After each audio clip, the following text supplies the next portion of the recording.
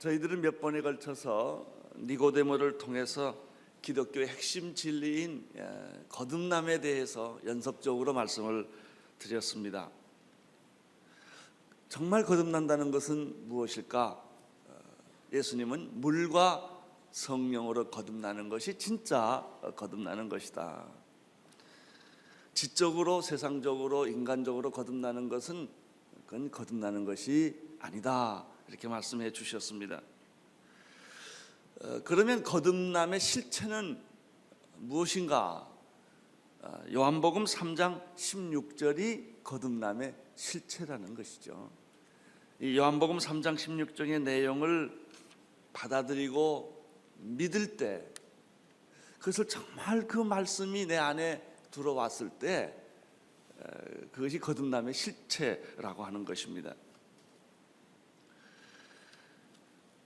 이 요한복음 3장 16절의 말씀을 우리가 생각하고 듣고 그 말씀을 묵상할 때 나도 모르는 사이에 감격이 되고 눈물이 되고 그 사랑이 믿어지고 받아들여지고 그러면서 내 안에 어떤 변화가 일어나는 것을 경험하는 것입니다.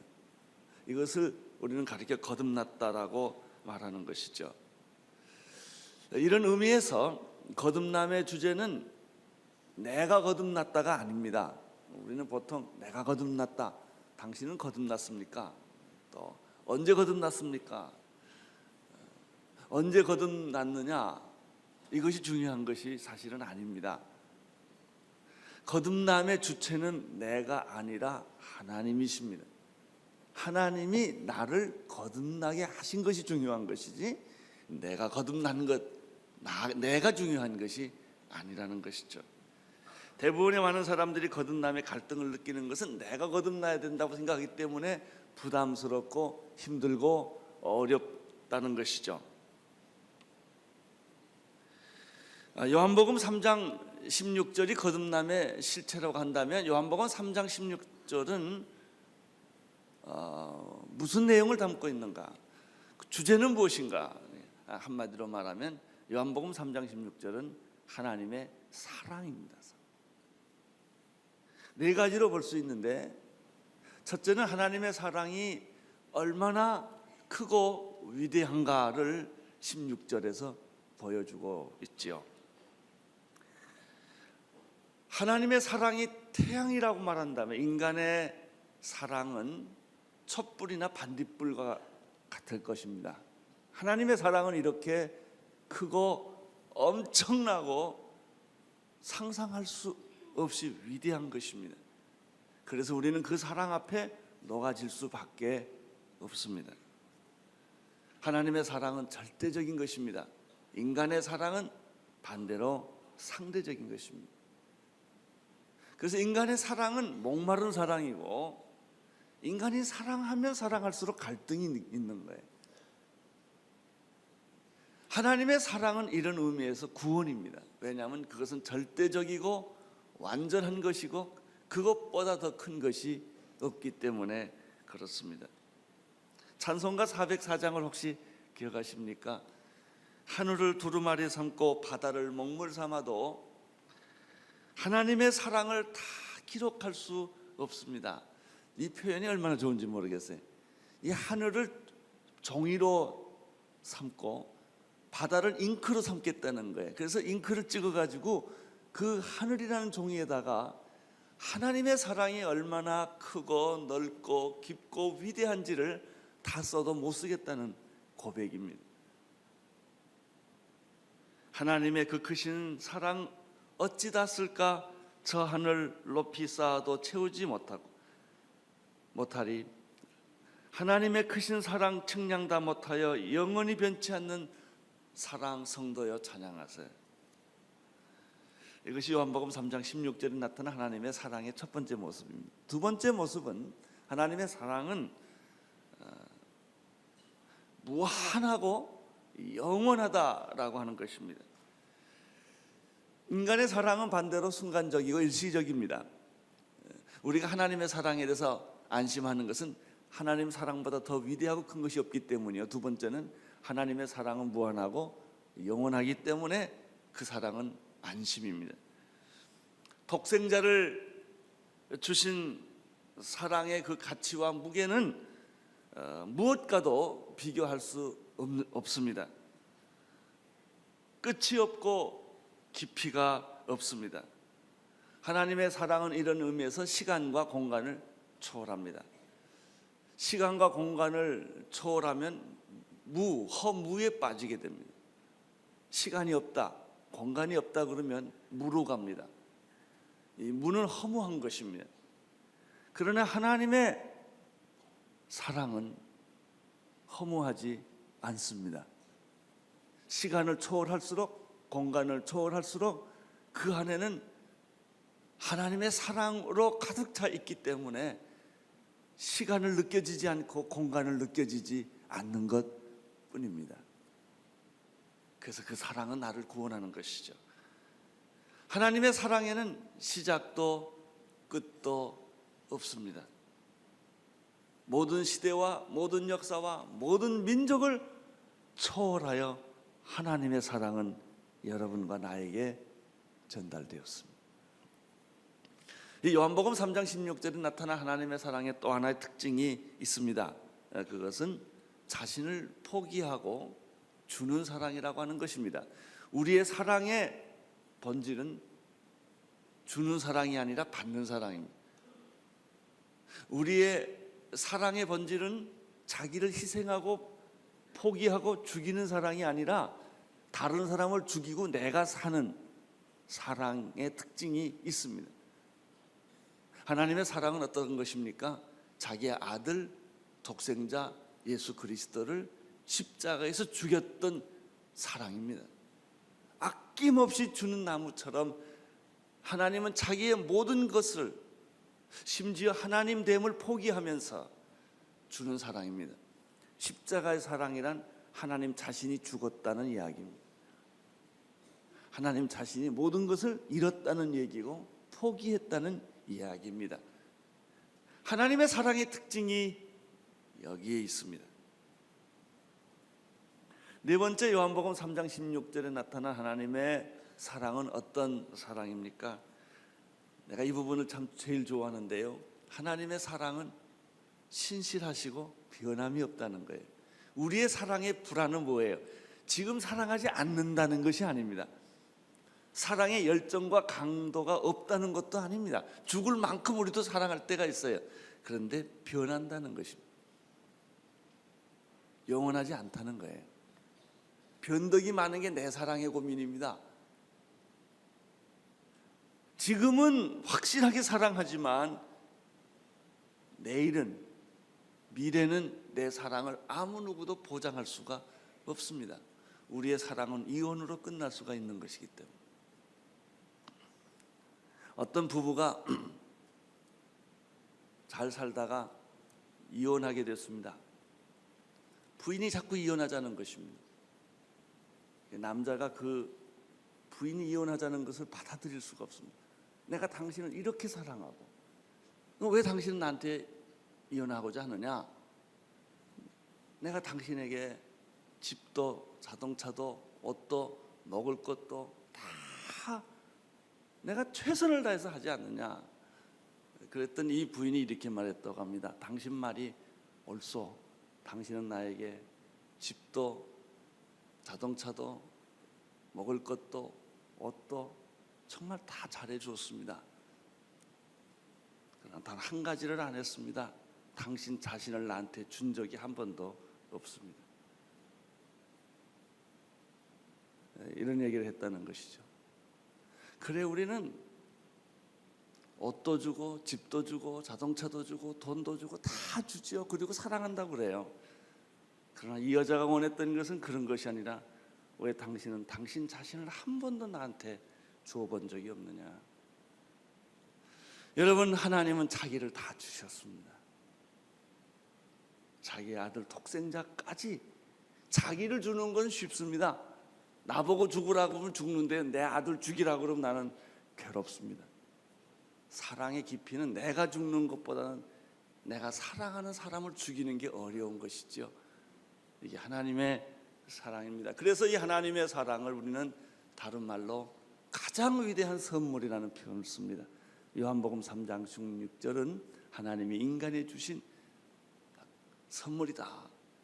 이 선물의 세 가지 특징이 3장 16절에 나타납니다. 그 선물은 최상의 선물이다. 그래서 그 선물의 가치가 있습니다. 하나님이 내게 주신 이 사랑의 선물보다 더 위대한 가치, 더 위대한 것은 없다. 최상의 선물이었기 때문에 그것은 나를 구원하는 사랑이었다. 독생자를 주시는 선물이에요. 하나님의 사랑의 선물이 또 우리에게 영원한 구원을 주시는 까닭은 그것은 계획된 선물이었다는 거예요. 창조 때부터 그냥 주시는 선물이 아니고 내가 세상에 태어나기 전부터 하나님은 이 선물을 주시려고 준비하고 계획하시고 섭리한 사랑 선물이었다. 더 중요한 게 있습니다. 그 선물은 내가 꼭 필요한 선물이라는 것이죠. 절대적인, 없어서는 안 되는 그 선물이 바로 사랑의 선물이었고 요한복음 3장 16절의 선물이었고, 그래서 이 요한복음 3장 16절이 거듭남의 실체다라고 하는 것입니다. 선물의 특징이 무엇입니까? 받는 사람이 중요한 것이 아니라 주는 사람 마음대로 하는 게 선물입니다. 여러분, 그래서 구원이라든지 거듭나는 것에 대해서 불안해하지 마십시오. 나는 거듭나지 않지 않았냐, 나는 구원받지 못하지 않았냐 하는 것에 대해서 여러분이 그렇게 불안해할 필요가 없는 것이, 구원은 주는 사람이 더 중요합니다. 받는 사람보다도. 거듭남이라고 하는 것은 받는 사람의 문제가 아니라 주는 분의 문제입니다. 이 거듭남은 하나님이 이미 창세전에 여러분을 위해서 예비하시고 준비하신 선물이십니다. 안심하십시오. 거듭남은 이미 준비됐고 구원은 선물입니다. 하나님이 예비하셨습니다. 이제 내가 노력해서 종교적인 행위, 새벽 기도를 다닌다든지 11절을 한다든지 무슨 선한 행위를 행함으로 구원을 내가 만들고 얻는 것이 구원이 아닙니다. 그렇게 얻어진다면 우리는 불안합니다. 나는 그런 자격이 없고 또 그럴 가능성이 별로 없기 때문에. 그러나 하나님의 구원은, 선물은 이미 여러분을 위해 준비되었고 마련되었고 완성된 것입니다. 그것을 받기만 하면 되고 받아들이기만 하면 되고, 오늘 여러분들이 수용하시면 그 구원은 여러분에게 임하게 되는 것이죠. 이런 의미에서 신앙은 은혜입니다. 율법이 아니고 은혜입니다. 주어진 것입니다. 주어졌기에 감사가 있는 거예요. 왜 신앙생활에는 감사가 필수 요소인가? 내가 노력해서 얻은 것이 아니고 그것은 주어진 것이기 때문에, 공짜로 주어진 것이기 때문에, 정말 신앙을 가진 사람의 특징은 눈물이에요. 감격이에요. 감사해요. 그걸 가지고 내가 자랑하거나 뽐내거나 주장하거나 내 이론을 펼치는 것은 여러분이 잘못된 신앙입니다. 진짜 신앙을 가진 사람은 고개를 들 수가 없고 눈물을 흘리는 것이고 감사하는 것이고 감격하는 것이고, 오 하나님, 나 같은 죄인을 어찌하여 구원하셨습니까? 라고 고백하는 것이죠. 이 하나님의 선물, 하나님의 위대한 사랑, 크고 위대한 사랑, 무한하고 영원한 사랑, 희생하고 주는 사랑, 변하지 않고 신실한 그 사랑이 내게 주어졌을 때 인간의 반응은 두 가지로 나타납니다. 그것을 받아들이는 사람이 있고 받아들이지 않는 사람이 있습니다. 17절을 함께 읽도록 하겠습니다. 17절 시작. 하나님이 그 아들을 세상에 보내신 것은 세상을 심판하려 하심이 아니요 저로 말미암아 세상을 구원을 받게 하려 하심이라. 두 가지 반응이 있습니다. 그것을 받아들이는 사람이 있고 받아들이지 않는 사람이 있는데, 받아들이거나 받아들이지 않거나 간에 하나님이 세상을 사랑하시고 독생자를 주신 목적을 먼저 이해를 해야 됩니다. 17절에 보면은 그 목적은 확실하다는 것이죠. 하나님이 우리를 사랑하신 목적, 그 독생자를 세상에 보내신 목적은 세상을 심판하려 하심이 아니요, 오히려 죄와 죽음과 저주 속에 이미 심판받은 세상을 구원하는 데 목적이 있다는 것입니다. 우리가 자식을 야단치는 것은 자식을 버리기 위해서가 아니라 자식을 구원하기 위해서가 아닙니까? 징계의 목적은 때리는 데 있는 게 아니라 징계의 목적은 자식을 얻는 데 있는 것과 마찬가지입니다. 이런 의미에서 우리가 이 세상에서 겪는 모든 시련, 고난, 역경, 환난, 질병, 절망은 희망이 될 수가 있습니다.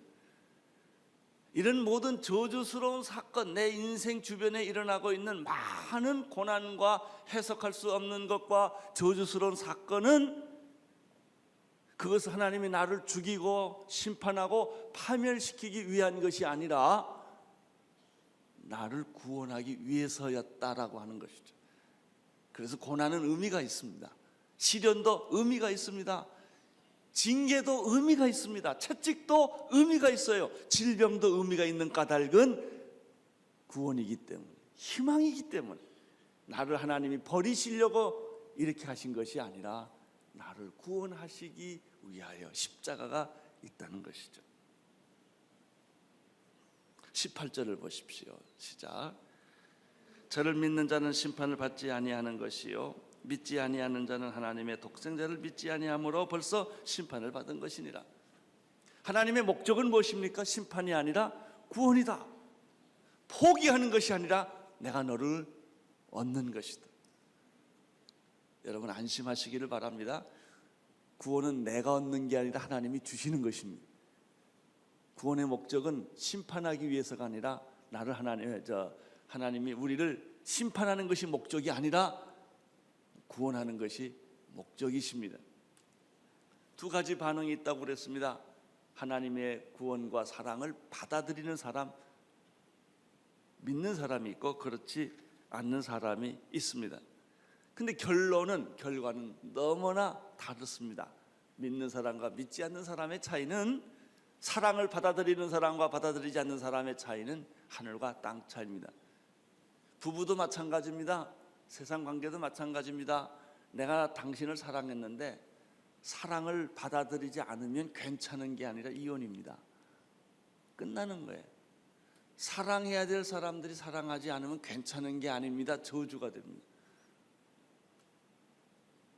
안 받아도 괜찮냐? 안 그렇습니다. 사랑을 받지 않으면, 사랑을 받으면 구원이지만 받지 않으면 그냥 괜찮은 게 아니에요. 끝나는 거예요.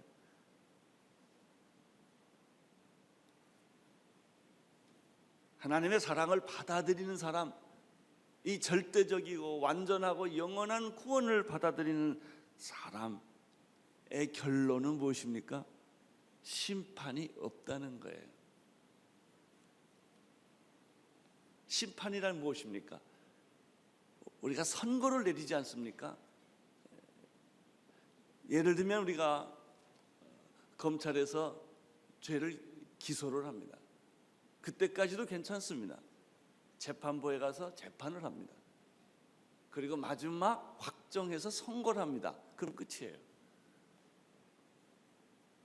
이 선고예요. 심판이라고 하는 것은 인간이 죄를 지은 것에 대한 하나님의 선고가 끝났다는 겁니다. 그 심판이에요. 그러면 하나님의 사랑을 믿고 받아들였다는 얘기는 뭐냐면, 쉬운 말로 말하면 특별 복권 사면이란 뜻입니다. 이미 선고가 끝났는데 그것을 특별 사면, 특별 복권을 시켜서 없는 것과 똑같이 만들어준 것을 의미합니다. 하나님의 사랑을, 하나님의 구원을 우리 인간이 받아들이지 않으면 그냥 괜찮은 것이 아니라 그건 심판이에요. 받아들이면 심판이 없어진다는 거예요.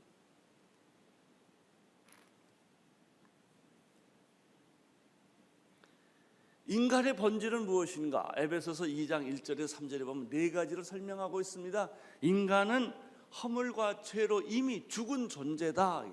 죽을 존재가 아니라 이미 죽은 존재입니다. 이 지구라고 하는 것은 이미 심판 안에 있습니다. 두 번째, 인간이란 어떤 존재인가? 세상 풍속을 따라다니는 존재입니다. 우리는 세상에 태어나면서부터 본질적으로 자꾸 세상을 따라가게 되어 있습니다. 세상을 안 따라가려고 그러면 그렇게 힘이 들어요. 죄를 안 지려면 그렇게 어려운 거예요.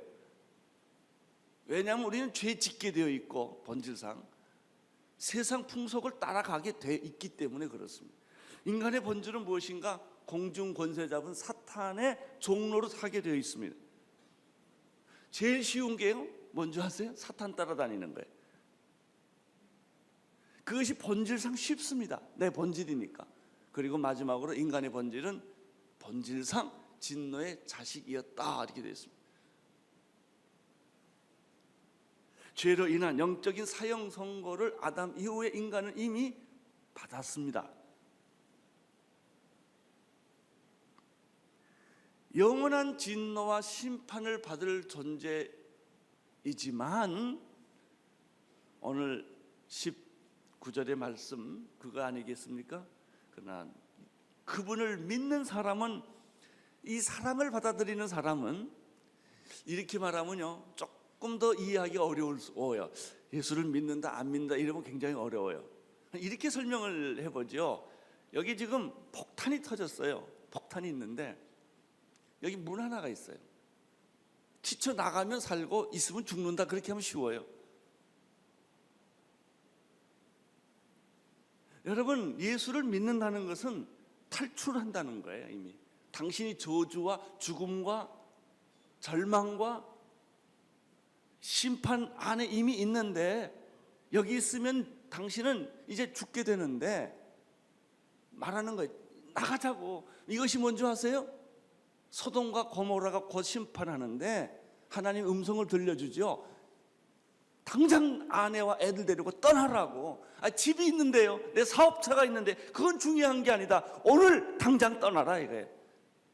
그래서 롯이 자기 아내와 애들 데리고 떠나잖아요. 그 화려하고 매력 있는 도시를 버리고 떠나잖아요. 왜? 거기 있으면 죽으니까. 이게 구원입니다. 그런데 그 부인은 나중에 어떻게 돼요? 그 아름답고 매력 있고 화려한 소돔과 고모라를 잊지 못해서 뒤돌아보다가 소금 기둥 되지 않습니까?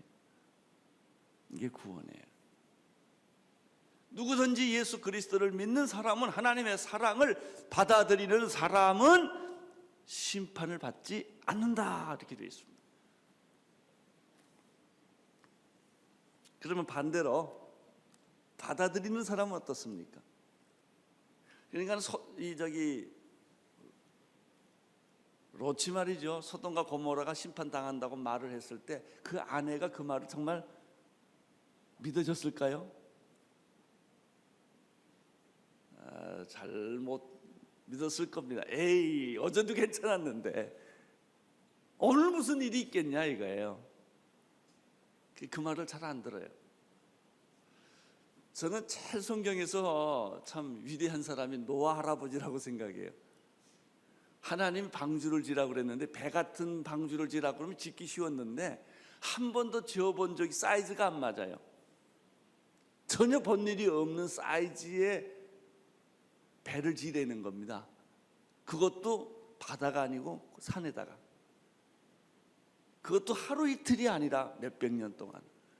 할 수 있겠습니까? 노아는 지었거든요. 이것이 믿음이에요. 어떻게 보면 믿음은 우리의 내가 늘 익숙한 이성, 경험, 상식, 내 사고방식 틀에 안 맞는 거예요. 왜? 이것은 하나님의 아이디어니까. 인간의 아이디어면 쉽게 이해할 겁니다.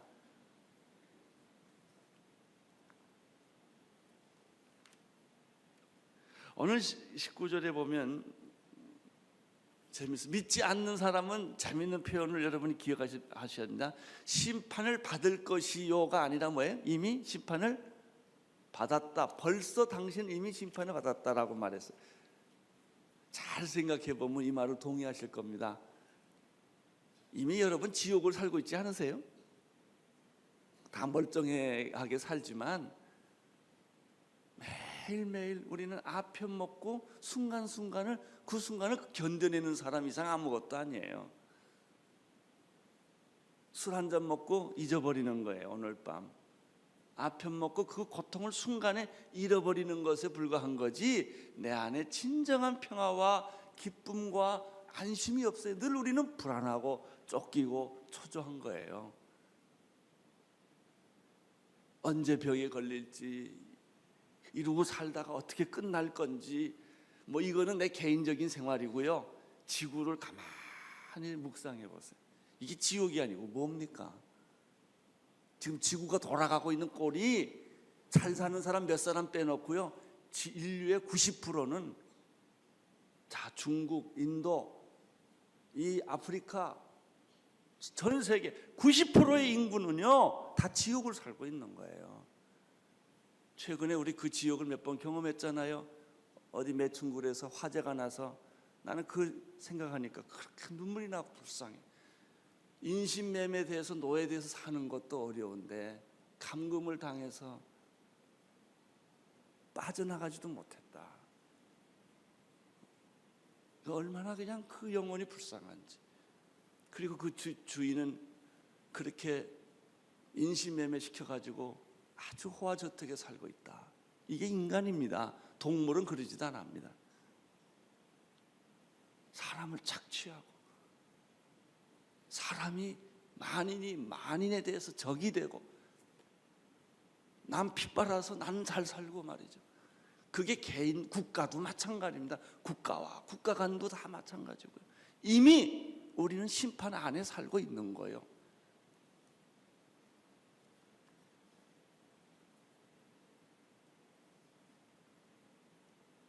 (18절) 19절을 읽어주십시오. 19절 시작.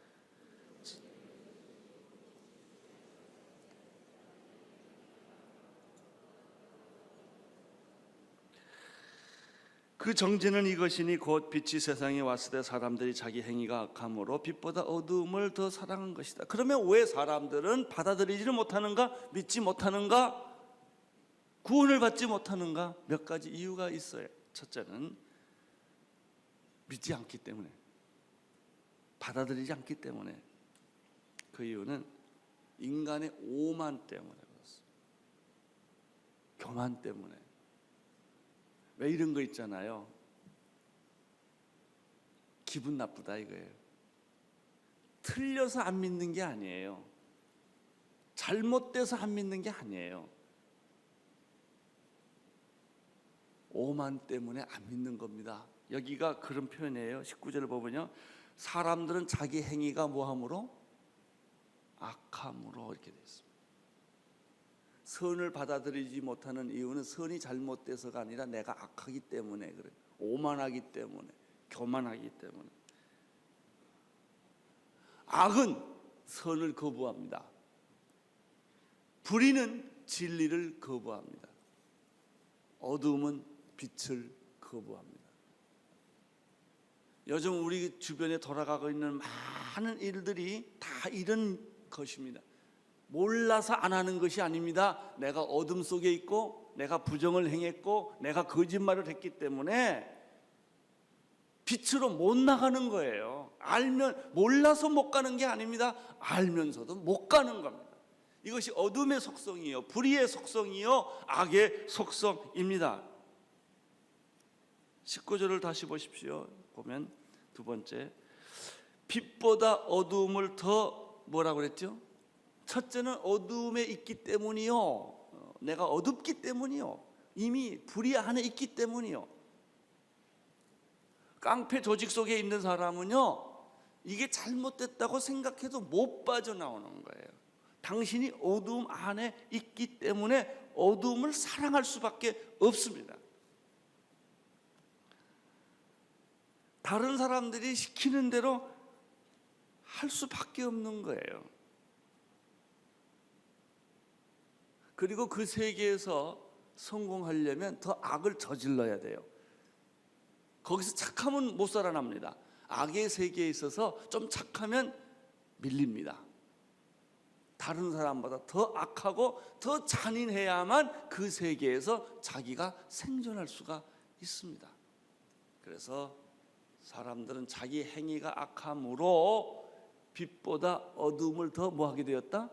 사랑하게 되었다. 그래서 빛을 받아들이지 못하는 거예요. 하나님을 믿지 못하는 까닭은 하나님이 잘못돼서가 아니라 내가 죄 안에 있기 때문에요.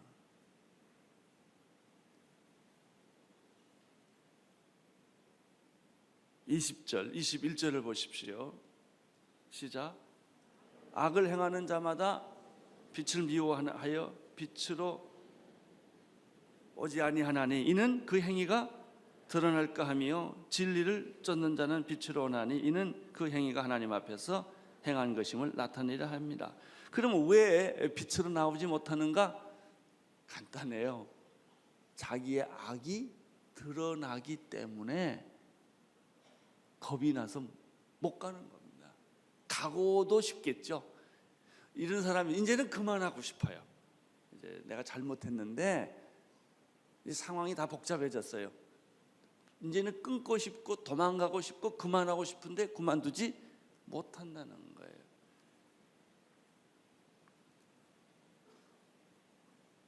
어둠에는 불안이 있습니다.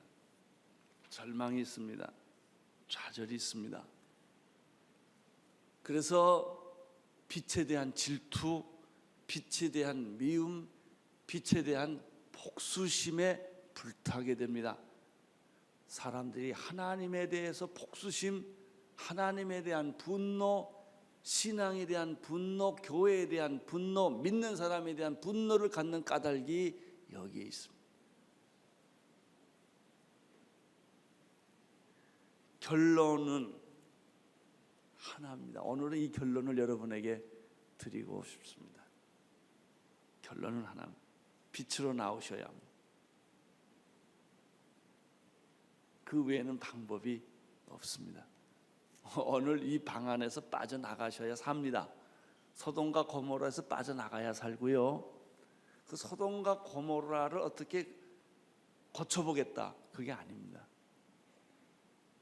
빠져나가셔야 합니다. 지금 여기서 빠져나가지 않으면 당신은 악과 더불어 사탄과 더불어 심판과 더불어 그냥 죽게 되어 있습니다. 이것이 구원입니다. 그것이 요한복음 3장 16절의 얘기입니다. 그것이 거듭남의 이야기. 이 기쁜 소식을 온 세상에 전하세요. 이게 급합니다.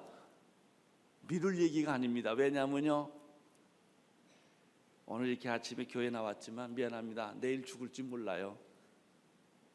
어저께도 저도 그런 아주 순박한 위기를 한번 겪었는데요. 여기 저 뒤에 차를 타고 올라가다가 앞차가 갑자기 스톱을 했어요. 막 하는데. 그래서 우리 차가 갑자기 급정거했어요. 아주 그냥 얼마 차이 없이 스톱을 했어요. 근데 뒤에서 끽끽 소리 나서 보니까 뒤에는 엄청난 덤프 트럭이 갑자기 스톱을 한 거예요. 그래서 이 차가 내가 이렇게 보니까 몇 번 덜컹덜컹 그러더라고. 갑자기 스톱하니까. 그러니까 그 차 뒤에 있는 차가 부딪힌 것 같더라고요. 아주 순간적으로 일어나는 일이기 때문에 이런 일을 누가 미리 예방할 수 있겠습니까? 그게 나는 정직하게 운전해 가도요, 뒷사람이 술 먹고 들어오는데 어떡합니까? 당신이 아무리 좋은 자동차 타고 간다고 소용이 없어요. 이게 인생입니다. 그래서 급한 겁니다. 오늘 준비하십시오. 오늘 빛으로 나오십시오. 그래서 하나님의 영광스러운 이 은혜의 잔치 안에 들어오십시오. 기도하겠습니다. 하나님 아버지, 감사와 찬송과 영광을 올려드립니다. 요한복음 3장 16절을 주셔서 감사합니다. 하나님이 세상을 이처럼 사랑하사 독생자를 주셨으니 이는 저를 믿는 자마다 멸망치 않고 영생을 얻게 하려 하십니다. 독생자를 세상에 보낸 것은 세상을 심판하기 위해서가 아니라 우리를 구원하기 위해서였다는 사실을 인하여 감사를 드립니다. 빛이 왔으되 어둠이 빛을 깨닫지 못하여 빛을 거부하고 빛을 미워한다고 하였습니다. 그러나 누구든지 빛을 받아들이기만 하면 어둠은 순식간에 사라질 것이며 저주와 심판은 사라질 것을 믿습니다. 오늘 이 자리에 아직도 어둠에 있는 분들, 하나님 밖에 있는 분들, 예수님을 영접하지 않는 분이 있다면 빛을 받아들이게 하시고 어둠을 거부하게 하시고 하나님의 구원의 잔치에 들어와 축복받게 하여 주옵소서. 예수님의 이름으로 기도드립니다.